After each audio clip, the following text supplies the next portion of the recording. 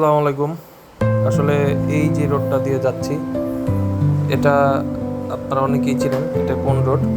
এটা হচ্ছে ফেনী পার হয়ে বারৈহাট দিয়ে খাগড়াছড়ি জেলায় যাওয়ার যে রোডটা, সেই রোডটা। আসলে এই রোডটায় আমি প্রথম এসেছি, এর আগে কখনো এই রোডে আসিনি। কিন্তু এই রোডে আসার পরে এই রোডের যে সৌন্দর্য, এটা দেখে আমি আসলেই খুবই মানে মুগ্ধ।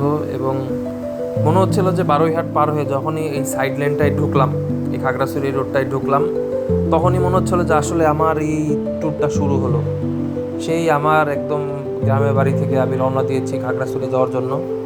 তো পুরো পথটা আমি আসলে খুব এক্সাইটমেন্টের সাথে ছিলাম যে কখন এই পাহাড়ি রাস্তায় আমার এই ভ্রমণটা শুরু হবে।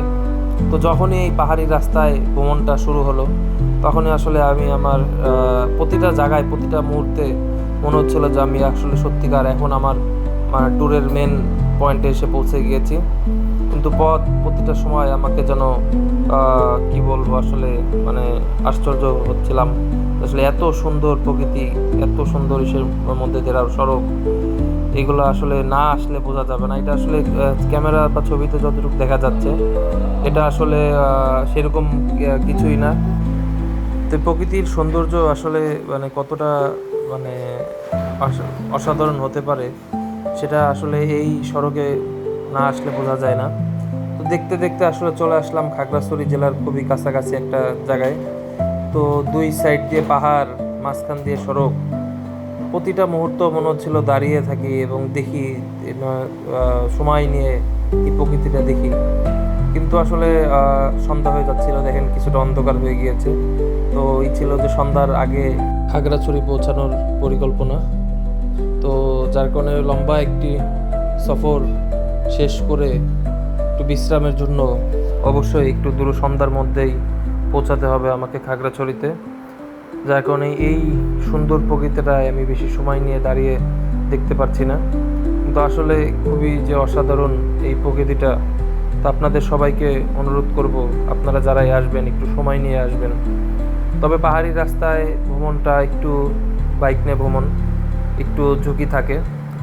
এই জন্যে যে একটু বৃষ্টি নামলেই এই পথগুলা পিচ্ছিল হয়ে যায়, কাদা চলে আসে, তখন একটু বাইক রাইড করাটা একটু খুবই চ্যালেঞ্জিং হয়ে দাঁড়ায়।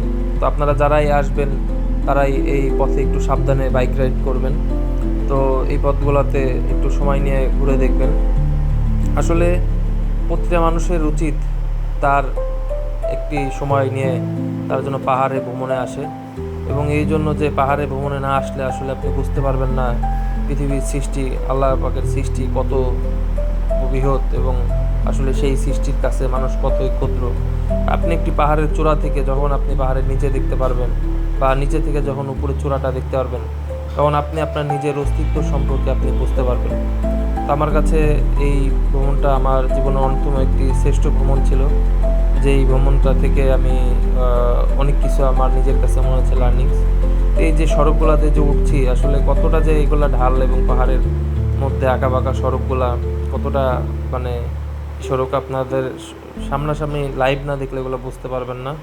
সবাই ভালো থাকবেন, সুস্থ থাকবেন। আসসালামু আলাইকুম।